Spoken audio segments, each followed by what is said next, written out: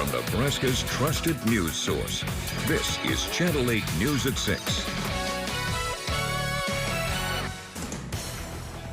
Coming up tonight, acknowledgement from Ankerson, what the interim chancellor is saying, made for a positive learning environment after her first semester at UNL. Also tonight, football for free, how a former Husker, a coach, and a nonprofit are coming together to provide a cost-free football experience for children. And together after tornadoes, how Nebraskans are extending a helping hand to people in Oklahoma who were ravaged by tornadoes in that area. Right now, Nebraskans are hard at work there in Oklahoma after the destructive tornadoes. 2 years ago, they ravaged southeast Nebraska. You might remember that, right? The recovery process was anything but easy, but through teamwork, it was possible. Now Nebraska is extending its help to Oklahoma to give them that same help at a time they need it most. They're turning hurt into healing as volunteers help people rebuild not only their homes, but also their emotions and faith. And for some helping out, this is personal. Channel 8's Mackenzie Johnson joins us after hearing from the team. Mackenzie? Rod, this violent twister leaving behind a big path of destruction. Take a look at just some of the scenes the volunteers with the rapid response team are dealing with down in Oklahoma.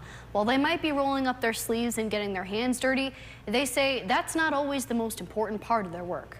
The impact you can have on people's lives, it's just tremendous because you see a transformation of people right in front of you. More than a dozen volunteers didn't think twice when they heard about a devastating tornado outbreak in Oklahoma. They just packed up their supplies and hit the road. The Omaha Rapid Response Team is made up of people from both Lincoln and Omaha, and even people outside of Nebraska.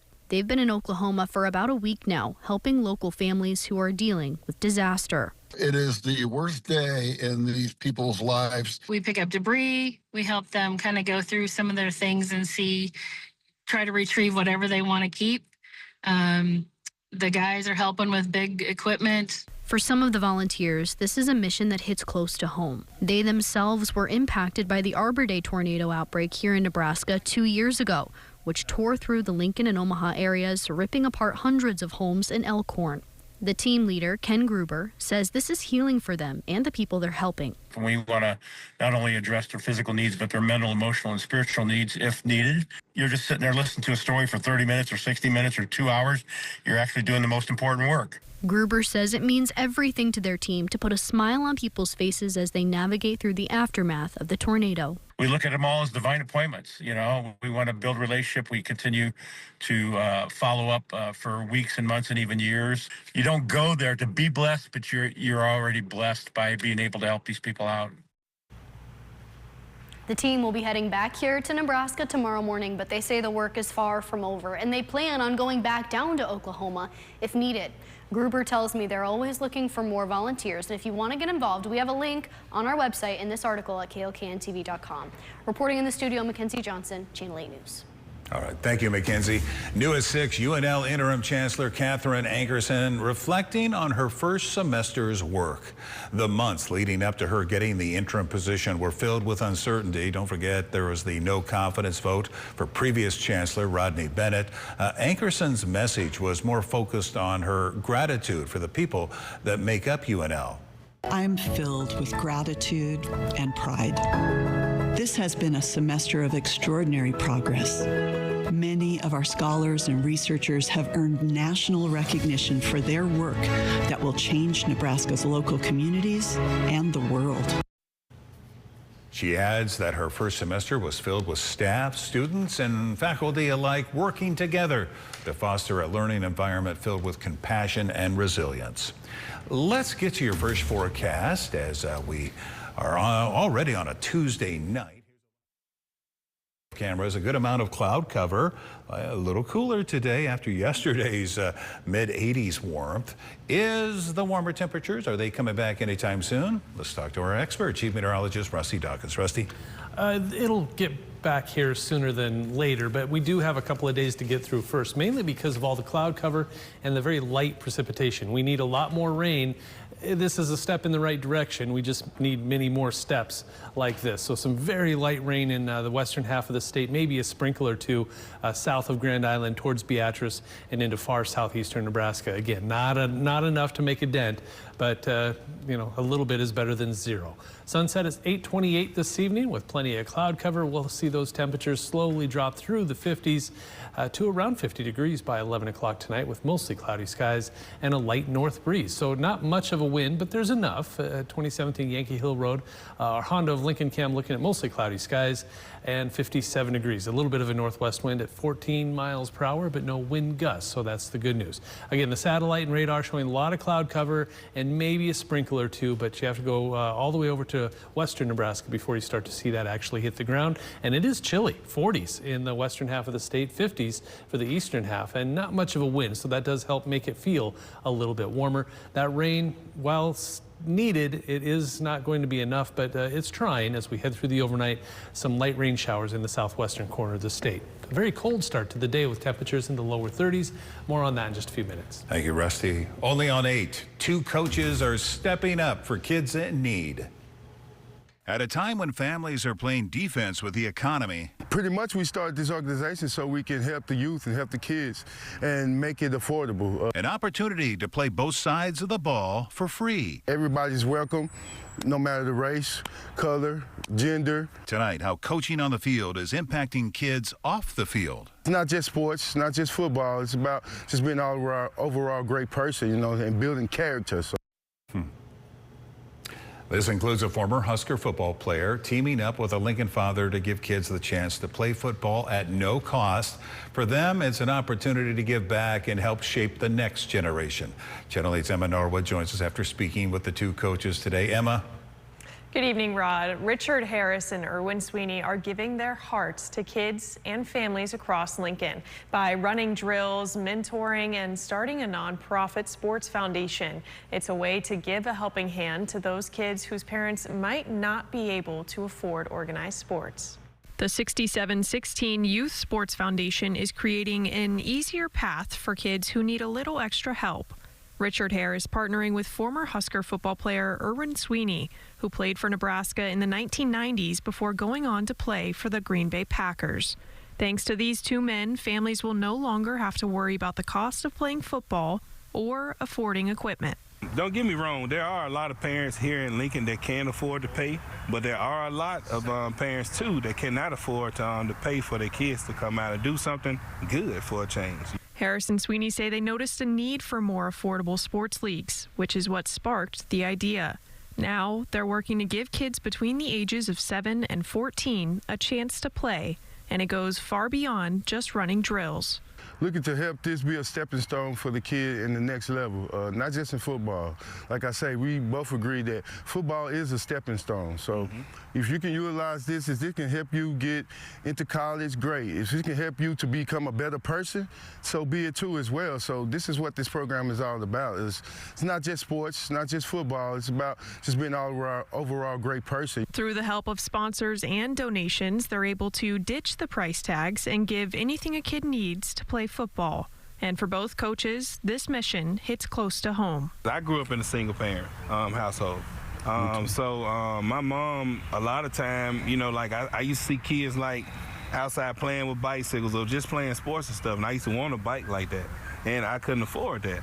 So that's something where me and him came together on, and we was like, hey, you know, it's a bunch of kids out here like that. And the Football League has tryouts and practice every week. There's a link to the foundation in this article on our website, KOKNTV.com. Reporting here in the studio, Emma Norwood, Channel 8 News. All right, thank you, Emma. Stay with us. We have more headed your way after the break, including railroad renovations, what to expect from the improvements being added to the Stoley Railroad, and how long it's going to be closed while crews are hard at work.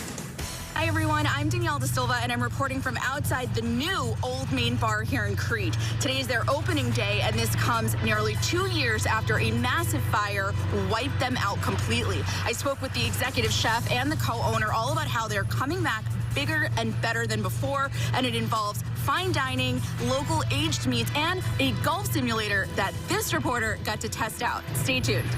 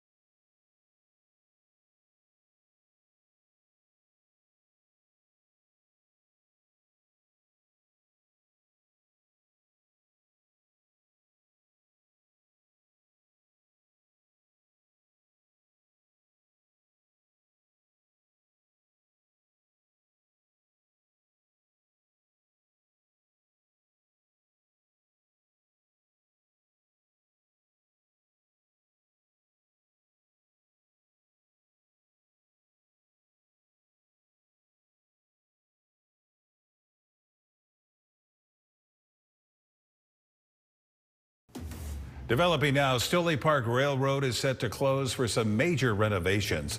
The beloved railroad in Grand Island there is going to be seeing some large-scale changes, but in order to do this, it's going to be fully closed for the entire summer. They're going to be building 2 brand new tunnels for the train and removing the old one. Riders will also get to experience a new bridge. They'll be installing new sidewalks around the entire area too, giving families easier access to the park and views of the train. Here's Grand Island's Park and Rec Director on why these renovations are so important.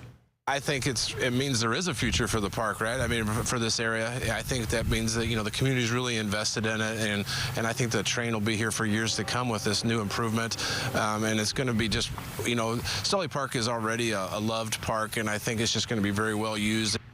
He adds the community support was not just what inspired this project, but is also what is driving it to completion.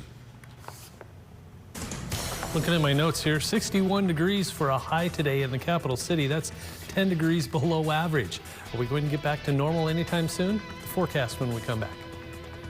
And coming up tonight at 10, rides racking up. Recent data revealing a newly introduced UNL program taking off. What's the latest trend means for the future of this initiative?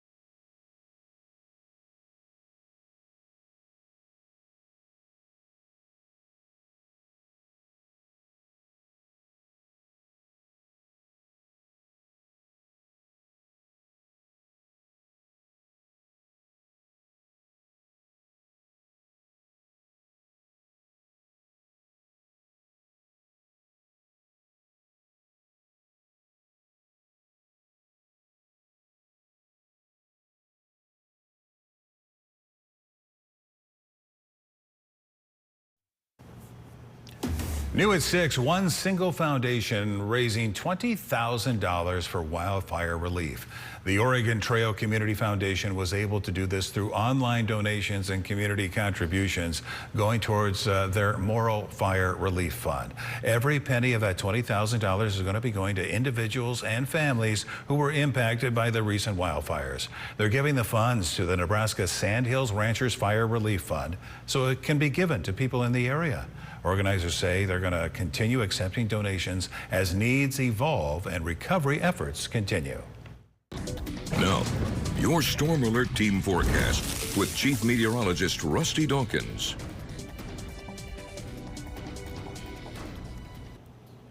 when you try to get out of a drought, small steps are better than no steps at all. And that's what we had today, small steps. And it's like if you're trying to run a marathon and that's what we're doing right now. We've got a long way to go, but we're headed in the right direction.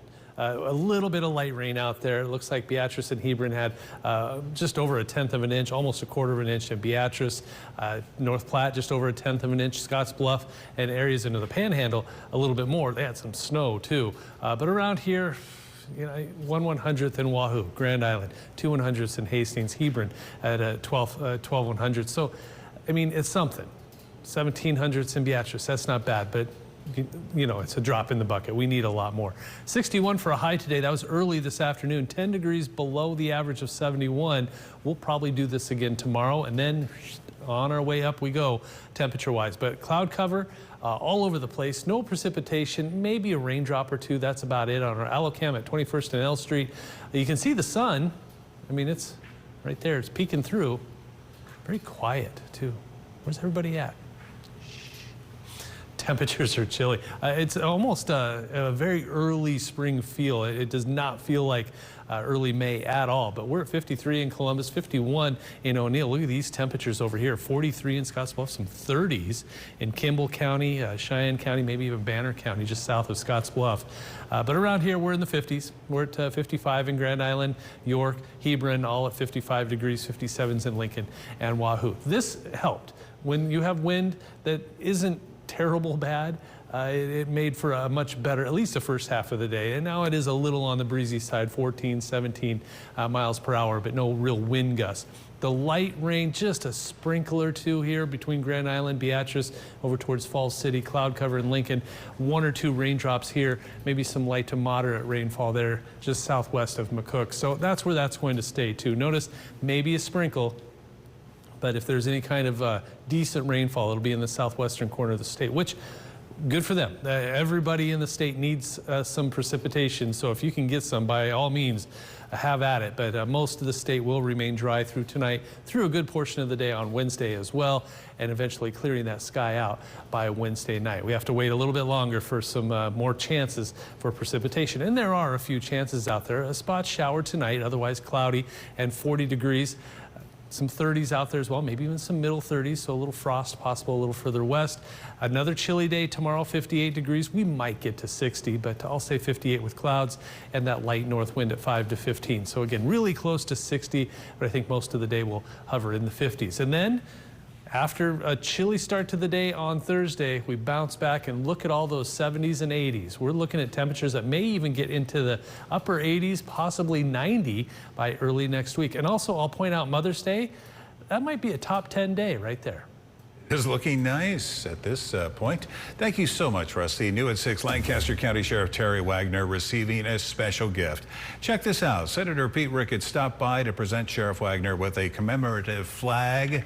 The flag recognizes his career, which has been defined by dedication and leadership. Sheriff Wagner has served Lancaster County for 50 years, 32 of those as sheriff. They add they're proud to celebrate his legacy and lasting impact. That is a career, isn't it? It sure is. Coming up, we have a lot, loaded sports zone coming up. Nate, can you break down what you have for us? Yeah, we're going to have lots to talk about. Some major news, of course, with Nebraska volleyball. We'll have the latest on that coming up next. Spikes under the lights and more from Nebraska softball. After hearing from Coach today, we've got some Nebraska basketball and wrestling news as well. So we'll see you back here in just a bit.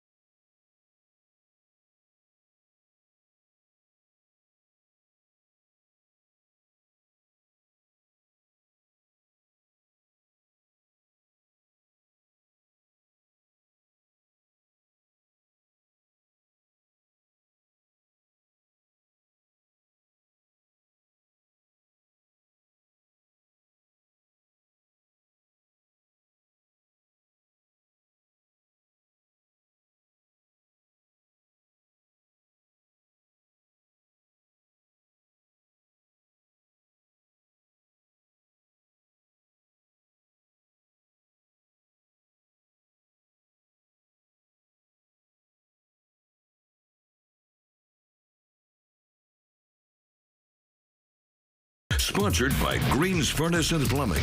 Here's Channel 8 News Sports with Sports Director Nate Johnson. The Channel 8 News Sports Zone.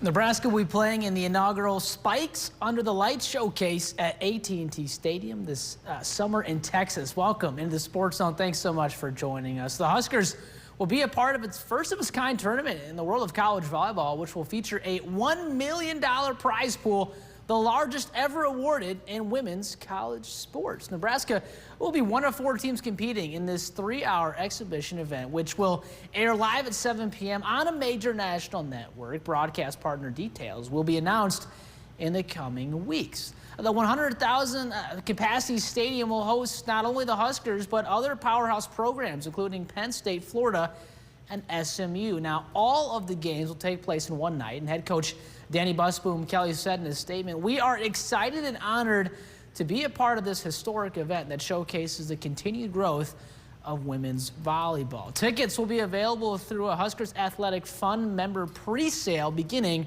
at 10 a.m. on Friday, May 8th, and continuing through noon when tickets will go on sale to the public. What an opportunity for Nebraska to once again be on the forefront of volleyball in the country as the sport continues to grow in new and bigger ways. And let's keep the ball rolling on our women's sports with softball, who will be playing in the Big Ten tournament this week, taking on either Michigan or Ohio State. Today, we got to hear from head coach Rhonda Ravel before the team departs from Maryland, the team that is playing so well, and their mentality is to stay focused on one pitch at a time. So I think we've got a lot of good things going on offensively, and excited about that as well. And I think our defense has been real steady. We always say at this time of year, pitching and defense win championship. Now we're going to talk about today, how do we enjoy heading into postseason, manage it, the potential distractions, and also perform our best. So I think that's an important dialogue that we're going to have to start out with practice today. And we'll, of course, have more on the team as the Big Ten tournament gets underway. Starts tomorrow until Saturday out in Maryland. The Huskers, of course, the #1 seed and coming off their regular season title. And in this week's NCAA and ESPN poll, Nebraska once again coming in at #2. Oklahoma still there at #1, receiving 18 votes. The Huskers did receive 6 first-place votes. Alabama is there at 3, receiving 1 vote. UCLA is there at 8, Oregon 11, the 3 Big Ten teams. Nebraska wrestling, though, releases 2026-2027 non-conference schedule today. That features 5 home duels, 2 road matchups, and 2 premier tournaments. The Huskers open the season at home against Wyoming on Friday, November 6th, before heading on the road for a pair of matchups against top 3 finisher Oklahoma State November 13th and Penn on November 21st. And Big Red will wrestle in the Keystone Classic and Cliff Clean Las Vegas Invitational, and will host Campbell, Virginia, SIUE, and Arizona State. So a lot to look forward to next season on the mat. Finally, Nebraska basketball is extending some well-deserving staff members. Assistant coaches Nate Lorenzer, Ernie Ziegler, and Pat Monahan, and general manager Luca Veriglo have signed multi-year contract extensions. Head coach Fred Hoiberg said in part of a statement, the success our program has had this year is really a testament to the efforts of our entire staff, and it is important to reward them for all of their work. A big congrats, fellas. That'll do it for sports tonight. Rod will go ahead and send things back over to you. All right, thank you, Nate. And let's get a final check of your weather with Rusty Dawkins. We need some more rainfall. I mean, this is a step in the right direction. We just need more steps like this, and more rain would be nice, because all of this, at least for the most part, is really, really light, especially in south central and southeast Nebraska. Some moderate rainfall possible in the southwestern corner of the state, but again, we need more and more and more. Temperature-wise, we're in the 50s, 40s further south and west, so a chilly one out there. Temperatures early tomorrow morning, 20s, 30s, and 40s. Yeah, 20s in far western Nebraska. Highs tomorrow, struggle one more day, but it does get better after that. After Thursday morning, where we see those temperatures in the 30s for just about everybody, and that freeze warning and freeze watch in place, we do warm back up as we head through the next several days. We're looking at 70s and 80s as we get through Thursday and into the weekend. All right, thank you, Rusty, and thank you so much for joining us. Enjoy your evening, and we'll see you right back here at 10 o'clock. Founded and operated by American veterans and patriots, we bring a warrior ethos to every case. We are very law. Let your voice be heard by sharing your photos and videos to the Now Local News app. Earn points and redeem them for gift cards. Scan the QR code to join.